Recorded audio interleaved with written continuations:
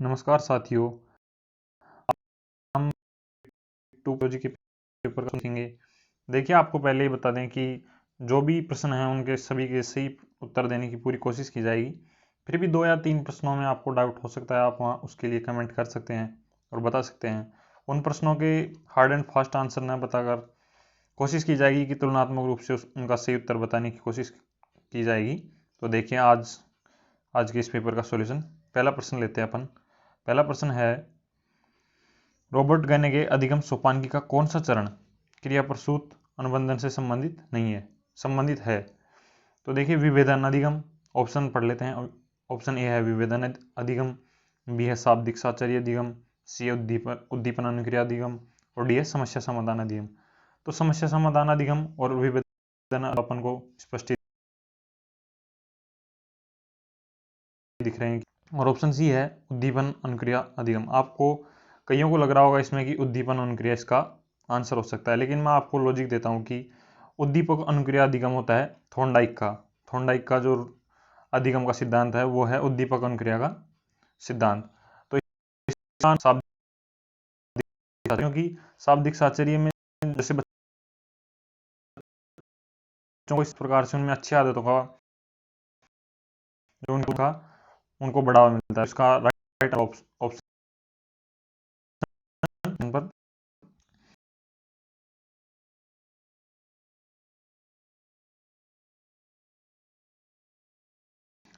रक्षात्मक तंत्र, बी मनोलैंगिक विकास, सी थॉनेटॉस और डी प्रतिरूप। तो देखिए, शुरू के 3 है रक्षात्मक तंत्र जो कि कुसमायोजित व्यवहार के लिए होता है, और ऑप्शन बी मनोलैंगिक विकास और ऑप्शन सी विश्लेषणात्मक सिद्धांत के अंतर्गत नहीं आते हैं। तो इसका राइट आंसर होगा ऑप्शन डी। चलिए नेक्स्ट क्वेश्चन पर चलते हैं। नेक्स्ट क्वेश्चन है आरटीई से संबंधित। ये क्वेश्चन कह रहा है कि शिक्षा का अधिकार अधिनियम 2009 में एक अध्यापक के लिए न्यूनतम कार्य घंटे निर्धारित किए गए हैं। ऑप्शन ए 45 घंटे प्रति पखवाड़ा, ऑप्शन बी 45 घंटे प्रति सप्ताह, ऑप्शन सी 45 घंटे प्रति सप्ताह जिसके अंतर्गत तैयारी के घंटे भी शामिल हैं, और ऑप्शन डी है 50 घंटे प्रति सप्ताह जिसके अंतर्गत शिक्षक की तैयारी के घंटे भी शामिल हैं। तो इसका राइट आंसर होगा ऑप्शन सी 45 घंटे प्रति सप्ताह जिसके अंतर्गत तैयारी के घंटे भी शामिल हैं। चलिए नेक्स्ट क्वेश्चन पर चलते हैं। की विशेषता नहीं है। ऑप्शन ए शारीरिक व मानसिक विकास की तीव्रता, ऑप्शन बी नैतिकता का होना, और ऑप्शन सी है दूसरों पर निर्भरता, डी है सीखने की प्रक्रिया में तीव्रता। ये तो सभी शारीरिक जो सहस्वावस्था है उसकी विशेषताएं हैं, लेकिन जो ऑप्शन डी है वो है नैतिकता का होना। तो सहस्वावस्था में नैतिकता का विकास नहीं हो पाता है। तो इसका राइट आंसर है ऑप्शन बी। नेक्स्ट क्वेश्चन है क्वेश्चन 5 है, राष्ट्रीय पाठ्यचर्या की रूपरेखा 2005 एनसीएफ 2005 के अनुसार एक शिक्षक की प्राथमिक भूमिका कौन सी नहीं होनी चाहिए। देखिए, इस क्वेश्चन को आप ध्यान से देखना, इसमें आप कंफ्यूज हो सकते हैं। ऑप्शन ए है बच्चों को उनकी समझ और अपने ज्ञान को साझा करने के पर्याप्त अवसर देना। तो ये तो एकदम राइट है कि उनको अपने ज्ञान को साझा करने के पर्याप्त अवसर देने चाहिए। ऑप्शन बी है यह सुनिश्चित करना कि बालक स्वयं प्रश्न पूछने व अपनी जिज्ञासा का पोषण करने में सक्षम हो। तो ये जब बालक स्वयं प्रश्न पूछे, ये एनसीएफ कहता है कि बालक अपनी जिज्ञासा को शांत करे और प्रश्न पूछे, अच्छे प्रश्न पूछे, और कोई भी प्रश्न पूछे, ये भी कहता है। ऑप्शन सी है पाठ्यपुस्तक के अध्यायों को क्रमवार पूरा करना, और ऑप्शन डी है बालकों के ज्ञान को विद्यालय ज्ञान के साथ जोड़ने में सक्षम बना।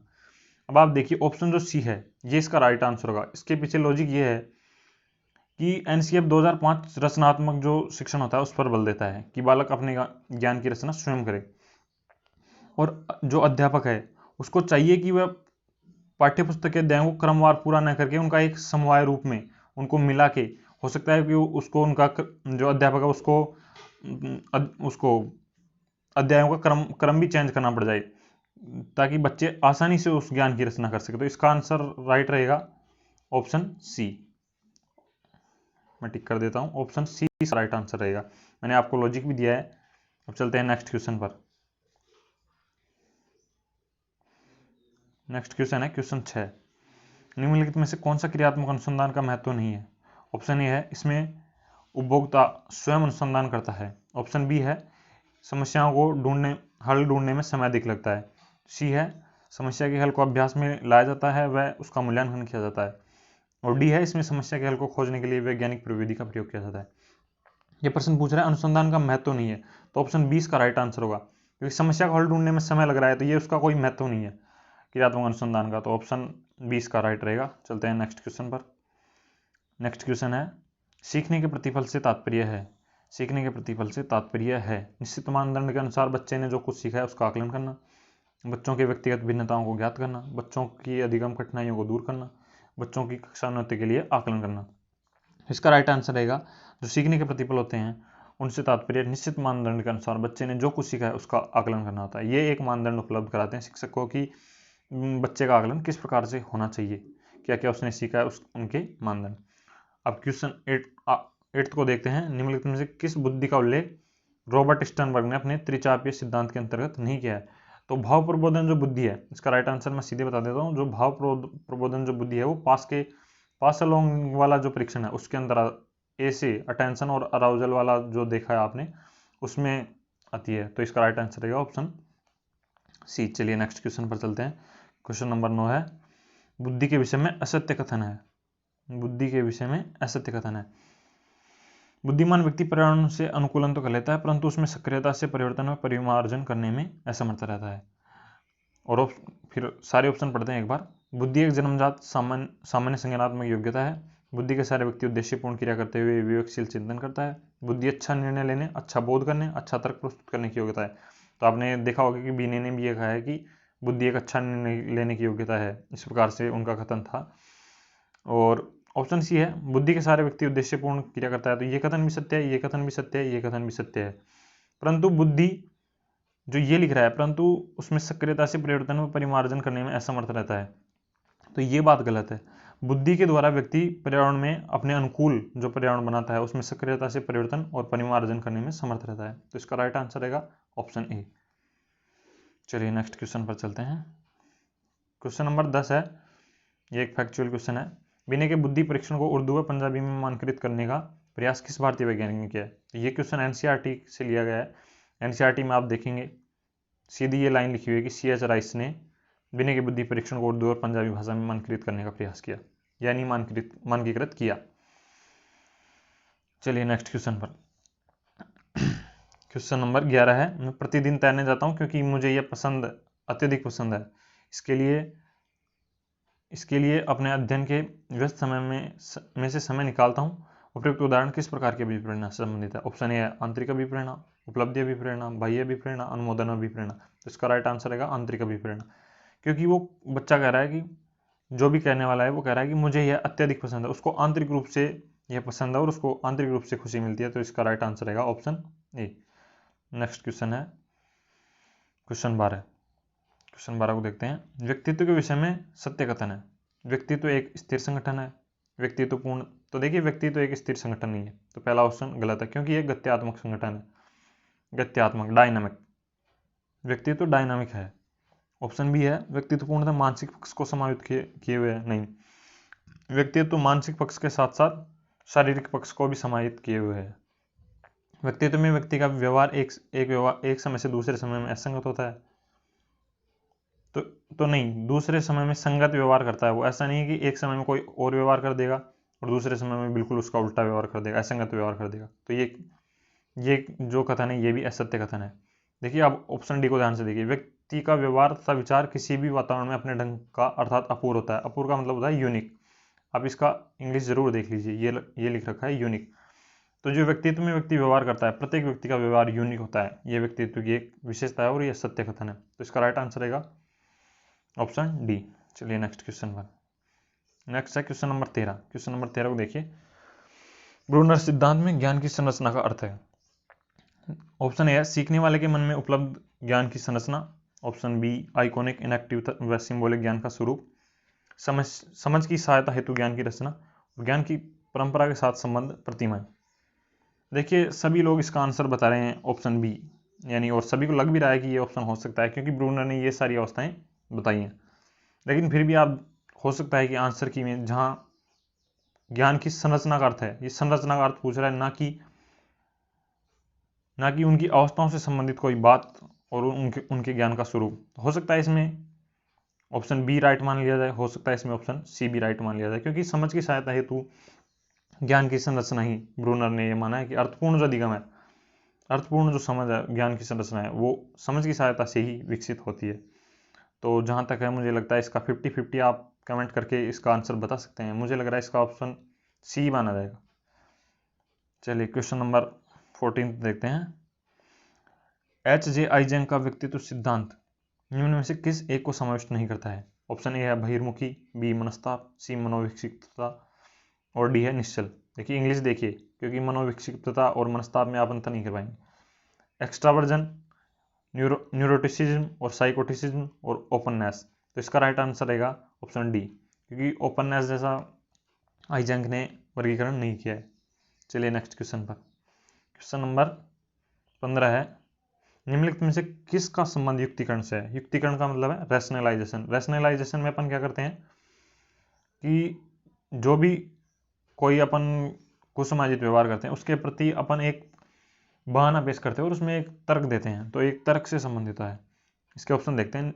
स्वयं से जनित इच्छाओं का दूसरों पर गुणारोपण, नहीं, ये तो प्रोजेक्शन होता है। और ऑप्शन बी है घटना के लिए कोई संवेगात्मक प्रतिक्रिया नहीं देना, ये भी नहीं होगा। वो एक ऐसा तर्क गढ़ता है कि जैसे उसको एकदम सही प्रतीत होता है, वो अस्वीकार्य विचार के लिए स्वीकार्य कारण देता है। तो इसका राइट आंसर रहेगा। नेक्स्ट क्वेश्चन पर चलते हैं। नेक्स्ट क्वेश्चन है क्वेश्चन नंबर 16। ये क्वेश्चन कह रहा है कि सृजनात्मकता व्यक्ति की अनिवार्य विशेषता निम्नलिखित में से कौन सी नहीं हो सकती है? सृजनात्मक व्यक्ति की जटिलता पसंद, स्वतंत्र निर्णय, अपने ऊपर भरोसा रखने वाला, नियमों की सदैव पालना करना। देखिए इसके आंसर दो हो सकते थे, एक तो ऑप्शन ए और एक ऑप्शन डी, लेकिन दोनों में तुलनात्मक रूप से ऑप्शन डी इसका राइट आंसर रहेगा, क्योंकि जो वो है ना, रूढ़िवादी विचार नहीं रखते सृजनात्मक बालक हैं, रूढ़िवादी जो हमेशा नियमों की पालना करते हैं, वो नियमों से हटकर कुछ मौलिक करने का प्रयास करते हैं। हालांकि कई कई जो विद्वान है ये जटिलता के संबंध में ये भी कहते हैं कि वो सामान्य जटिल व्यवहार चुनते हैं, सामान्य व्यवहार चुनते हैं, अधिक जटिल व्यवहार का चुनाव सृजनात्मक बालक नहीं करते हैं। तो फिर भी तुलनात्मक रूप से इसका आंसर डी माना जाएगा। जहाँ तक है नियमों की सदैव पालना करने वाला सृजनात्मक व्यक्ति हो ही नहीं सकता, क्योंकि उसमें मौलिक तर्क और मौलिक जो भी प्रयोग किए जाते हैं वो आवश्यक होते हैं। तो इसका राइट आंसर रहेगा ऑप्शन डी। चलिए नेक्स्ट क्वेश्चन पर चलते हैं। क्वेश्चन नंबर 17 है, बीजगणित के प्रश्नों को हल करने के लिए जोड़ बाकी गुणा भाग का ज्ञान आवश्यक है। उपयुक्त कथन किस प्रकार के अधिगम अंतरण की ओर संकेत करता है? देखिए जोड़ बाकी गुणा भाग को आप अंक गणित में रखते हैं और बीजगणित उससे एक अलग शाखा है। तो ऑप्शन पढ़ते हैं कि किस प्रकार के अधिगम अंतरण की ओर संकेत करता है। ऑप्शन ए है क्षैतिज अंतरण, ऑप्शन बी ऊर्ध्व अंतरण और ऑप्शन सी द्विपार्श्विक अंतरण और डी शून्य अंतरण। जब आप गहराई से पढ़ेंगे तो आप इन दोनों के बीच में कोई अंतर ही नहीं कर पाएंगे, आपको ये लगेगा। और कई कई मनोवैज्ञानिकों ने तो ये माना भी है कि द्विपार्श्विक जो अंतरण होता है वो क्षैतिज अंतरण का एक भाग होता है। तो क्षैतिज अंतरण और द्विपार्श्विक अंतरण तो इसका होगा नहीं। क्यों? क्योंकि अंक गणित से अपन बीज गणित की ओर बढ़ रहे हैं, एक कदम ऊपर की ओर बढ़ रहे हैं। तो इसका राइट आंसर रहेगा ऑप्शन बी ऊर्ध्व अंतरण। चलिए नेक्स्ट क्वेश्चन पर चलते हैं। Question number 18। क्वेश्चन नंबर 18 को देखते हैं। व्यक्तिगत भिन्नता का ज्ञान अध्यापक को मदद करता है कक्षा में अनुशासन बनाए रखने में, छात्रों के गृह कार्य के मूल्यांकन में, शिक्षणाधिगम प्रक्रियाओं की योजना बनाने में और कक्षा कक्ष में आवश्यक व्यवस्था बनाए रखने में। तो इसका राइट आंसर रहेगा ऑप्शन सी। व्यक्तिगत भिन्नता के आधार पर अध्यापक शिक्षणाधिगम प्रक्रियाओं की योजना बनाने में अध्यापक को आसानी होती है। नेक्स्ट क्वेश्चन है क्वेश्चन नंबर 19। इसको देखते हैं। बालक के विकास के संबंध में कौन सा कथन गलत है? ऑप्शन ए यह परिपक्वता तक चलता है, ऑप्शन बी यह सतत प्रक्रिया है, ऑप्शन बी यह परिवर्तनों का प्रगतिशील क्रम है और ऑप्शन डी है यह जन्म पूर्व अवस्था में होता है। बालक की जो अभिवृद्धि है वो तो केवल परिपक्वता तक चलती है, लेकिन जो बालक का विकास है वो तो वृद्धावस्था तक चलता है, और ये मान लीजिए आप वो तो जीवन पर्यंत चलता है। इसका राइट आंसर रहेगा ऑप्शन ए।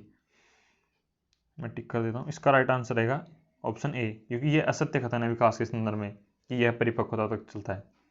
चलिए नेक्स्ट क्वेश्चन पर चलते हैं। कोशिश करेंगे इस पेपर का हल तो थोड़ा व्याख्या के साथ किया जा रहा है, लेकिन फिर भी कोशिश करेंगे कि जल्दी इसको पूरा किया जाए। क्वेश्चन नंबर 20 है, निम्नलिखित में से कौन सा युग्म सही है? पावलोव उत्सर्जित अनुक्रिया, नहीं ये तो गलत है। कोलर अंतर्दृष्टि अधिगम, तो आप सभी जानते हैं इसका तो कि कोलर ने अंतर्दृष्टि अधिगम दिया, तो इसका राइट आंसर यही हो जाएगा। नेक्स्ट क्वेश्चन है क्वेश्चन नंबर 21। निम्नलिखित में से कौन सा एक विशिष्ट अधिगम अक्षमता का उदाहरण है? मानसिक मंदता, ऑप्शन ए, बी शुलिनता, सी डिसलेक्सिया और डी है एडीएचडी। एडीएचडी यानी अवधान न्यून अतिसक्रियता विकार, शुलिनता और मानसिक मंदता। आप देखेंगे कि विशिष्ट अधिगम अक्षमता केवल डिसलेक्सिया ही है, तो विशिष्ट अधिगम अक्षमता है डिसलेक्सिया, इसका राइट आंसर होगा। चलिए नेक्स्ट क्वेश्चन की ओर चलते हैं। नेक्स्ट क्वेश्चन है, दृष्टि से ओझल हो जाने के बाद मस्तिष्क से ओझल हो जाना किस अवस्था की विशेषता है? तो आप पियाजे की जो अवस्थाएं देखेंगे उनमें देखेंगे कि वस्तु स्थायित्व का जो गुण है वो संवेदीकामक अवस्था यानी सेंसरी मोटर स्टेज में पाया जाता है, तो इसका राइट आंसर होगा ऑप्शन ए। चलिए नेक्स्ट क्वेश्चन थोड़ा जल्दी करते हैं क्योंकि आपके पास भी टाइम नहीं होगा। क्वेश्चन नंबर 23, इसको देखते हैं। वाइगोत्स्की के अनुसार कौन सा संप्रदाय अधिगम के लिए केंद्रीय होता है? समीपता आप देखेंगे कि समीपता किन में होती है? अंतर्दृष्टि के लिए समीपता आवश्यक होती है।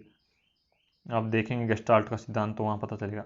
अनुकूलन पियाजे ने, आत्मसातीकरण ये भी पियाजे ने बताया, तो इसका राइट आंसर होगा ऑप्शन डी। संस्कृति एवं भाषा अधिगम के लिए केंद्रीय होती है वाइगोत्स्की के अनुसार, तो इसका राइट आंसर रहेगा ऑप्शन डी। चलिए चलते हैं नेक्स्ट क्वेश्चन पर। क्वेश्चन नंबर 24 को देखिए। निम्नलिखित में से कौन सा लॉरेंस कोलबर्ग के नैतिक विकास के सिद्धांत में सम्मिलित नहीं है? ऑप्शन ए, परंपरागत स्तर, पूर्व नैतिक स्तर और आत्म अंगीकृत नैतिक मूल्य स्तर। और ऑप्शन सी को मैंने छोड़ दिया, क्यों? क्योंकि ये क्रियात्मक स्तर और ये इसका राइट आंसर होगा। क्रियात्मक स्तर दिया था पियाजे ने, operational stage, operational, pre operational, ये देखे होंगे आपने। तो चलिए इसका राइट आंसर होगा सी। अब नेक्स्ट क्वेश्चन पर चलते हैं। क्वेश्चन नंबर 25, इस पेपर के सॉल्यूशन के बाद आप बताएं कि एक्सप्लेनेशन आपको कैसी लगी और अपना संभावित जो स्कोर है, ऑफिशियल आंसर की आएगी तब तो आप बताएंगे, फिर भी आप अपना संभावित स्कोर कमेंट कर सकते हैं ताकि लोग इस पेपर के कठिनाई स्तर को जान सकें और उनकी तैयारी का एक उचित आकलन भी हो सके। क्वेश्चन नंबर 25 है, चिंतन के उपकरणों में सम्मिलित उपकरणों के संयुग्म की पहचान कीजिए। देखिए ये क्वेश्चन बहुत ही कंफ्यूजिंग है, फिर भी एक सही आंसर की ओर जाने की कोशिश करते हैं। देखिए सबसे पहले मैं ऑप्शन बी पर चलता हूँ, ऑप्शन बी और डी। वस्तुएं, संप्रत्यय तथा चिन्ह। वस्तुएं, सीखना तथा संप्रत्यय। देखिए चिंतन के लिए संप्रत्यय आवश्यक होता है, चिन्ह भी आवश्यक होते हैं, लेकिन अब आप देखिए वस्तुएं, चिंतन हमेशा चिन्हात्मक होता है जहां तक मुझे लगता है कि चिंतन में चिन्ह की आवश्यकता होता है। प्रत्येक वस्तु के लिए चिंतन में उसका उपकरण नहीं कह सकते उसको, प्रत्येक वस्तु को जहां तक है, तो ये दोनों ऑप्शन तो इसके गलत हो जाएंगे। ऑप्शन ए है प्रत्यक्षीकरण, चिंतन के लिए प्रत्यक्षीकरण होता है, सीखना और स्मृति। इनमें स्मृति भी मेरे को लग रहा है कि होता है और प्रत्यक्षीकरण भी चिंतन के उपकरण में सम्मिलित हो सकता है, लेकिन सीखना चिंतन के बाद होता है, वो तो चिंतन के जरिए होता है। चिंतन में सीखना शामिल जहां तक नहीं होगा, तो इसका राइट आंसर ये सही है। इसमें स्मृति भी, चिन्ह भी और प्रत्यक्षीकरण भी, ये तीनों जो है चिंतन के उपकरणों में सम्मिलित होते हैं। चलिए चलते हैं नेक्स्ट क्वेश्चन पर। नेक्स्ट क्वेश्चन है 26, निम्नलिखित में से किस व्यक्तित्व परीक्षण का संबंध रोजनवेग से है? तो इसका तो सीधा आंसर है चित्र नैराश्य परीक्षण, पिक्चर फ्रस्ट्रेशन टेस्ट, क्योंकि ये तो एक फैक्चुअल क्वेश्चन है, एनसीईआरटी से लिया गया है ये क्वेश्चन भी शायद। चलिए नेक्स्ट क्वेश्चन पर और देखिए कलाम एकेडमी का पेपर वास्तव में ऐसे एकदम रीट के पैटर्न के अनुसार ही रहा है, साइकोलॉजी का तो बिल्कुल ही। देखते हैं 27वां क्वेश्चन, निम्नलिखित में से जेम्स ड्रेवर का द्वारा वर्गीकृत कल्पना का एक प्रकार नहीं है? सौंदर्यबोधी कल्पना, सैद्धांतिक कल्पना और व्यवहारिक कल्पना। ये तीनों जो कल्पनाएं हैं, सौंदर्यबोधी, सैद्धांतिक और व्यवहारिक, ये जेम्स ड्रेवर ने बताई है। लेकिन रचनात्मक कल्पना जेम्स ड्रेवर ने नहीं बताई है, मैकडूगल ने बताई है। और रचनात्मक कल्पना की जगह जहां तक ध्यान है, ग्राही कल्पना जेम्स ड्रेवर ने बताई है। तो इसका राइट आंसर रहेगा, इस क्वेश्चन का राइट आंसर रहेगा ऑप्शन ए। अब देख लीजिए रचनात्मक कल्पना इसका राइट आंसर रहेगा। चलिए नेक्स्ट क्वेश्चन पर। क्वेश्चन नंबर 28, निम्नलिखित में से पूर्व बाल्यावस्था से संबंधित नहीं है? ऑप्शन ए, कल्पनात्मक व चिंतन का काल। ऑप्शन बी, मौलिक तर्क के प्रयोग का समय। ऑप्शन सी है खेलने का समय और ऑप्शन डी है अनुकरण द्वारा सीखने का समय। अब आपको ऑप्शन बी और ऑप्शन सी में से कंफ्यूज हो रहा होगा कि कौन सा सही माने, क्योंकि खेलने का काल तो उत्तर बाल्यावस्था को माना जाता है, लेकिन फिर भी ऐसा नहीं कह सकते कि पूर्व बाल्यावस्था में खेलना बिल्कुल नहीं होता है, खिलौनों से बच्चा खेलता है। तो ये तो इसका कहीं ना कहीं सही आंसर होगा। मौलिक तर्क तो पूर्व बाल्यावस्था में बालक में लगभग न के बराबर उत्पन्न होता है। उसमें चिंतन जरूर प्रारंभ होता है परंतु मौलिक तर्क बच्चे की पूर्व बाल्यावस्था से संबंधित नहीं है, तो इसका राइट आंसर बी होगा। चलिए नेक्स्ट क्वेश्चन पर, क्वेश्चन नंबर 29 को देखते हैं। एक बालक की कॉपी में अधिक काट छांट देखने को मिलती है। ये क्वेश्चन देखिएगा, इसका आंसर बहुत कंफ्यूजिंग क्वेश्चन है ये भी। एक बालक की कॉपी में अधिक काट छांट देखने को मिलती है। इसके अलावा अक्षर का लोप और छोटी बड़ी अंग्रेजी वर्णमाला के अंतर न कर पाना भी दृष्टिगत होता है। बालक निम्नलिखित में से किस अधिगम निर्योग्यता से ग्रसित हो सकता है? देखिए मेरी ओर से 70% तक इसका आंसर आप मिलाइएगा बाद में, जहां तक इसका आंसर होगा ऑप्शन ए डिसलेक्सिया। लेकिन फिर भी लेखन से संबंधित विकार जो होते हैं वो डिस्ग्राफिया मानते हैं सभी, तो कुछ लोग इसका आंसर बी भी मान रहे हैं। तो आप देख लीजिए अपने हिसाब से कि अब आपको कौन सा उचित लग रहा है। फिर भी आप जैसे विवेक पारिक सर एग्जाम्पल देते ही अपने हर उसमें कि तारे ज़मीन पे मूवी वाला वो एग्जाम्पल देते हैं कि उसमें बच्चा डिसलेक्सिया से ग्रसित होता है। और आप देखेंगे उसकी कॉपी, तो उसकी कॉपी में अधिक काट छांट देखने को मिलती है, अक्षर का लोप होता है और छोटी बड़ी अंग्रेजी वर्णमाला के अंतर ना कर पाना भी दृष्टिगत होता है उसमें। मैंने पूरी मूवी भी देखी है वो। इसका आंसर इसलिए मुझे लग रहा है क्योंकि वो क्वेश्चन भी करवाते हैं कई बार, तो इसका ऑप्शन ए ही मानते हैं। और बाकी फिर ऑफिशियल आंसर की में आप देख ही लेना, फिर भी मुझे लग रहा है मैं बता दिया हूँ। चलिए लास्ट क्वेश्चन देखते हैं। आप अपना स्कोर जरूर कमेंट करें और एक्सप्लेनेशन आपको कैसी लगी ये भी जरूर बताएं। चलिए पढ़ते हैं क्वेश्चन को। एक प्रतिभाशाली बालक से संबंधित असत्य है। ऑप्शन ए, प्रतिभाशाली बालकों की बुद्धि लब्धि सामान्यतः 120 से अधिक होती है। ये तो सत्य बात है। प्रतिभाशाली बालक कुसमायोजित नहीं हो सकते हैं। प्रतिभाशाली बालकों की शिक्षा के लिए पृथक कक्षाएं व संवर्धन कार्यक्रम उपयोगी होते हैं।